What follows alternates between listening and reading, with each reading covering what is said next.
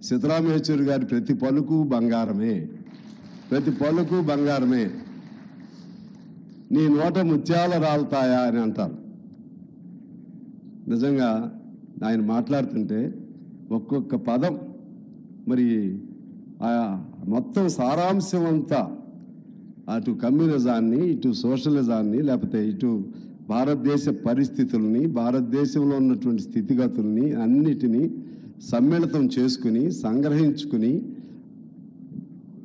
Very short ఆ పెదాలపై నుంచి ఒక్కొక్క మాట వస్తూ ఉంటే అరవడు, కేకలేయుడు. నిజంగా మరలా వినాలనిపించి ఒక్కొక్క ఆయన నోటి నుంచి వస్తున్న ముత్యాలని పట్టుకుని దాచుకోవాలన్నంత ఆర్ద్రత, అభిమానం ఉంటుంది. ఇది వాస్తవం కదా, మనందరం చూసాం. అందులో ఆయన తెలుగు మాట్లాడుతుంటే బహు చక్కగా ఉంటుంది. నాకు తెలుగు రాదు అంటూనే ఆ తెలుగు నిజంగా మిక్స్డ్ తెలుగు అంత ఏది ఏ అంశంలో ఆయన గురించి చెప్పుకోవాలన్నా మామూలు కాదు. నేను వెంటనే వీరభద్ర గారికి చెప్పాను, మనం సంస్మరణ సభ ఎలాగంటే 2 పార్టీలు కలిపి పెట్టుకుందామని కూడా చెప్పారు. ఎందుకని అంటున్నానంటే సీతారాం గారు మరణం అది సిపిఐఎంకి మాత్రమే కాదు, ఈ దేశంలో ఉన్న ప్రతి కమ్యూనిస్టుకు కూడా తన సొంత నాయకుడు మరణించినట్లే. అది సిపిఎంఆ, సిపిఐఐయా, లేకపోతే సిపిఐఎంఎల్ఆ, సిపిఐ మావోయిస్టులా, టోటల్గా ఈ భారతదేశంలో ఉన్న ప్రతి కమ్యూనిస్టు తన సొంత ఒక నాయకుడిని కోల్పోయారనేటువంటి భావన నా హృదయంలోంచి నేను చెప్తా ఉన్నాను. ఒక చీకటి అలమరించింది. ఆ చీకటిలోంచి ఇందాక నేను చెప్పినట్లుగా ఆయన ప్రేరణతో మరలా అనేక మంది ఉద్భవించాలి, లేకుంటే ప్రశ్నించేవాడు ఉండడు. నిన్న మా గౌరవ ముఖ్యమంత్రి గారు కూడా ఒక సందర్భంగా అన్నారు, ప్రశ్నించేవాళ్ళు కూడా ఉండాలన్నా చెప్పారు.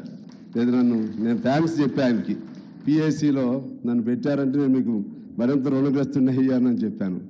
లేదు అందులో ప్రశ్నించేవాళ్ళు ఉండకపోతే ప్రభుత్వాలకి మార్గదర్శకత్వం రాదు అనే సెన్స్తో ఆయన చెప్పడం జరిగింది. ఇవాళ ప్రశ్న ఎక్కడా? ప్రశ్నను అణిచివేస్తున్నారు. ప్రశ్నలోంచి పుట్టిందే సమాజం, ప్రశ్నలోంచి పుట్టిందే అభివృద్ధి, ప్రశ్నలోంచి పుట్టిందే సాంకేతికత, ప్రశ్నలోంచి పుట్టిందే సైన్సు. ప్రతిదీ ప్రశ్న నుంచే కదా పుట్టింది. కానీ ఆ ప్రశ్నని ప్రశ్నగా స్వీకరించాలంటే పాలకులు భయపడుతున్నటువంటి పరిస్థితి వచ్చింది. చూశాం ప్రశ్నని ఎంత అణిచివేశారో. ప్రశ్నించే వాళ్ళని నక్సలైట్స్, అర్బన్ నక్సలైట్స్, ఇంకో పేరు, చివరికి ప్రశ్న అంటేనే ఉలిక్కిపడేటువంటి, భయపడేటువంటి పాలకులను కూడా మనం చూసాం.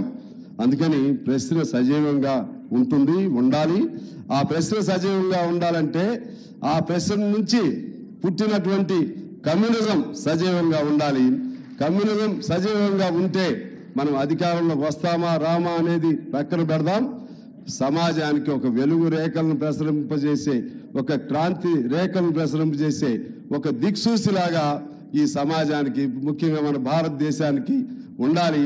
నేను మరలా వేడుకుంటున్నాను వేదిక పైన ఉన్న పెద్దలందరినీ, ఏనాటికైనా సరే మళ్ళా ఎర్ర జెండాలన్నీ ఒక్క జెండా అవ్వాలని నేను కోరుతా ఉంటాను. ప్రతి సందర్భంగా అన్ని కమ్యూనిస్ట్ పార్టీలు ఒక కమ్యూనిస్ట్ పార్టీ అవ్వాలి.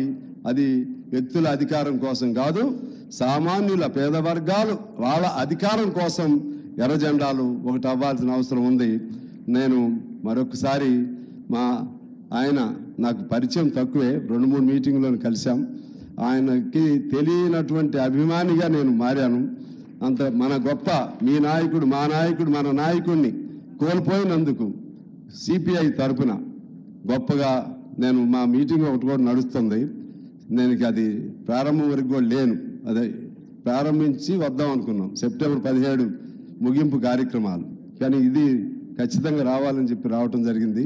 మనందరి తరఫున, సిపిఐ తరఫున, అలాగే మనందరి తరఫున ఘనమైన నివాళులు అర్పిస్తూ ఆయన శాశ్వతంగా మనకు ఒక దిక్సూచిలాగా ఆయన ప్రభావం కొనసాగుతూనే ఉండాలని చెప్పి నేను కోరుకుంటూ మరొకసారి వీరభద్రం గారికి, సిపిఐఎం రాష్ట్ర కమిటీకు నేను ధన్యవాదాలు తెలియజేస్తూ అందరికీ నమస్కారం.